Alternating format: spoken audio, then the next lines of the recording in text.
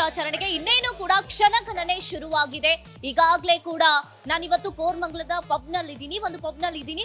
ಯಾವ ರೀತಿಯಾಗಿ ಪ್ರಿಪರೇಷನ್ ಮಾಡ್ಕೊಂಡಿದ್ದಾರೆ ಅನ್ನೋದನ್ನ ನೀವು ಕೂಡ ನೋಡ್ತಾ ಇರಬಹುದು. ಯಾವ ರೀತಿಯಾಗಿ ಲೈಟಿಂಗ್ಸ್ ಗಳನ್ನ ಹಾಕಿದ್ದಾರೆ, ಯಾವ ರೀತಿಯಾಗಿ ಬಲೂನ್ಸ್ ಗಳನ್ನ ಹಾಕಿ, ಯಾವ ರೀತಿಯಾಗಿ ಸಿದ್ಧತೆಗಳನ್ನ ಮಾಡ್ಕೊಂಡಿದ್ದಾರೆ ಅನ್ನೋದನ್ನ ನೀವು ಕೂಡ ನೋಡ್ತಾ ಇರಬಹುದು. ಈಗಾಗಲೇ ಪೊಲೀಸರು ಕೂಡ ಹೊರಗಡೆ ಭದ್ರತೆ ಕಣ್ಗಾವಲನ್ನ ಇಟ್ಟಿದ್ದಾರೆ. ಈಗಾಗಲೇ ಕೂಡ ಟಿಕೆಟ್ಸ್ ಬುಕಿಂಗ್ ಗಳು ಕೂಡ ಆಗಿದಾವೆ.